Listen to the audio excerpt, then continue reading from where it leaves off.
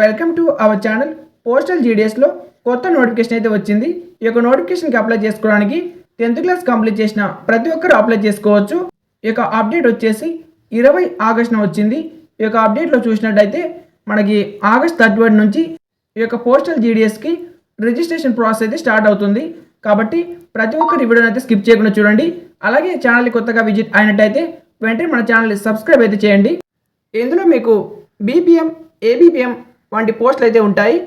Online registration వచ్చేసి August 31 నుంచి మీరు రిజిస్ట్రేషన్ ప్రాసెస్ అయితే చేసుకోవచ్చు. 19వ తేదీ వరకు మీకు రిజిస్ట్రేషన్ చేసుకునే అవకాశం అయితే ఉంది. అలాగే మీరు అప్లై చేసుకోవడానికి సెప్టెంబర్ 2వ తేదీ నుంచి 21వ తేదీ వరకు అయితే అప్లై చేసుకోవచ్చు. ఒకవేళ మీరు అప్లై చేసి ఫీజు పే చేయకపోతే మీకు 24వ తేదీ వరకు లాస్ట్ డేట్ అయితే ఉంటుంది. 24వ తేదీ కూడా మీరు ఫీజు పే చేయకపోతే మీకు అప్లికేషన్ అనేది రిజెక్ట్ కావడం జరుగుతుంది. ఇందులో పెద్ద పోస్ట్ వచ్చేసి బ్రాంచ్ పోస్ట్ మాస్టర్. ఈ యొక్క బీపీఎం వచ్చేసి ఊర్లో పోస్ట్ ఆఫీస్ని నడపడం, అలాగే ఈ యొక్క పోస్టల్లో ఉన్న సర్వీసెస్ గురించి ఊర్లో ఉన్న వాళ్ళకి చెప్పడం, అలాగే వాళ్ళని జాయిన్ చేయడం, తర్వాత వాళ్ళకి ఏమైనా అకౌంట్స్ ఉంటే పోస్టల్ అకౌంట్స్ ఓపెన్ చేయడం, వాళ్ళకు డబ్బులు ఇవ్వడం, అలాగే పోస్టల్ అకౌంట్లో డబ్బులు వేయడం. ఒకవేళ మీరు బీపీఎంగా సెలెక్ట్ అయినట్టయితే ఆ యొక్క బీపీఎంకి సంబంధించి ఒక రూమ్ కూడా మీరే ఆ యొక్క ఊర్లో చూపించవలసి ఉంటుంది. ఎందుకంటే పోస్ట్ ఆఫీస్కి మీరే పెద్ద కాబట్టి. Next assistant branch post master.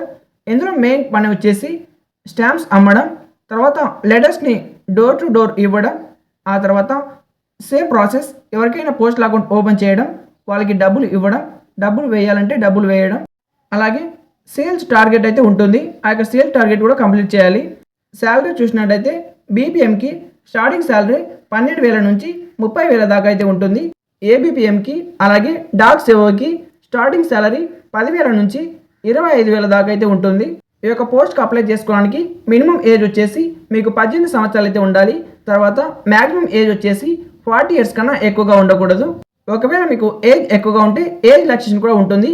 SC ST వాళ్ళకి 5 ఇయర్స్, ఓబీసీ వాళ్ళకు 3 ఇయర్స్, ఈడబ్ల్యూఎస్ వాళ్ళకి ఎటువంటి ఏజ్ రిలాక్సేషన్ లేదు. ఫిజికల్ హ్యాండిక్యాప్ వాళ్ళకు 10 ఇయర్స్, ఫిజికల్ హ్యాండిక్యాప్ అయింది ఓబీసీ అయితే 13 ఇయర్స్, అలాగే ఫిజికల్ హ్యాండిక్యాప్లో ఎస్సీ ఎస్టీకి 15 ఇయర్స్ ఏజ్ రిలాక్సేషన్ అయితే ఉంది. దీనికి ఎడ్యుకేషన్ క్వాలిఫికేషన్ వచ్చేసి మీరు 10th క్లాస్ కంప్లీట్ చేసింటే సరిపోతుంది. దానితో పాటు మీ దగ్గర ఒరిజినల్ సర్టిఫికేట్ అయితే ఉండాలి. ఒరిజినల్ సర్టిఫికేట్ ఉన్న వాళ్ళు మాత్రమే అప్లై చేసుకోవాలి. మీ దగ్గర ఒరిజినల్ సర్టిఫికేట్ లేకపోతే డాక్యుమెంట్ వెరిఫికేషన్లో మిమ్మల్ని రిజెక్ట్ చేయడం జరుగుతుంది.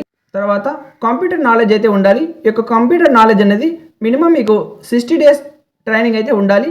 దానికి సంబంధించి కంప్యూటర్ సర్టిఫికేట్ అయితే ఉండాలి. ఒకవేళ మీ దగ్గర సర్టిఫికేట్ లేకపోతే వెంటనే ఇప్పుడు కంప్యూటర్ దగ్గర కోర్స్ తీసుకోండి. 60 డేస్ సర్టిఫికేట్ ఉంటే సరిపోతుంది. తర్వాత మీకు సైక్లింగ్ మీద నాలెడ్జ్ ఉండాలి, అంటే సైకిల్ తొక్కడం వంటివి. ఇంటింటికి తిరిగి మీరు పోస్ట్ ఇవ్వాలి కాబట్టి ఈ యొక్క సైక్లింగ్ నాలెడ్జ్ అయితే ఉండాలి. దాంతోపాటు మీ ఫ్యామిలీకి వేరే ఇన్కమ్ సోర్స్ అయితే ఉండాలి. క్లారిటీగా చెప్పాలంటే జీడీఎస్ జాబ్ అనేది పార్ట్ టైం జాబ్ లాంటి జాబ్ కాబట్టి నీకు వేరే సపోర్ట్ ఉండాలని దీని యొక్క రూల్. కేటగిరీ వైజ్గా రిజర్వేషన్ కూడా ఉంటుంది.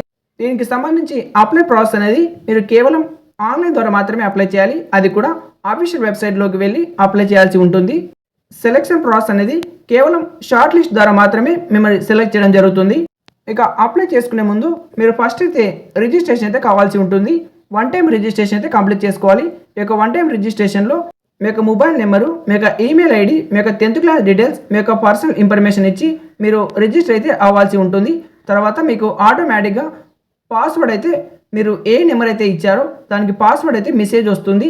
మీరు పాస్వర్డ్ అనేది క్రియేట్ చేసుకోవడం కాదు, ఆటోమేటిక్గా మీకు మెసేజ్లో పాస్వర్డ్ వచ్చి ఉంటుంది. మీకు పాస్వర్డ్ తెలియకపోతే మీరు ఫర్గెట్ పాస్వర్డ్ ఎన్నిసార్లు చేసినా సరే ఆటోమేటిక్గా పాస్వర్డ్ అనేది చేంజ్ అవుతుంది. ఆ తర్వాత మీరు అప్లికేషన్ ప్రాసెస్ అయితే చేసుకోవాల్సి ఉంటుంది. ఈ యొక్క అప్లికేషన్ ప్రాసెస్ అనేది సెప్టెంబర్ 2 నుంచి స్టార్ట్ అవుతుంది. ఈ యొక్క జాబ్కి అప్లికేషన్ ఫీజు వచ్చేసి 100 రూపీస్ అయితే ఉంటుంది. ఎస్సీ ఎస్టీ ఫిజికల్ హ్యాండిక్యాప్ వాళ్ళకి ఎటువంటి ఫీజు అయితే ఉండదు. నార్మల్ వాళ్ళకి 100 రూపీస్ అయితే ఫీజు ఉంటుంది.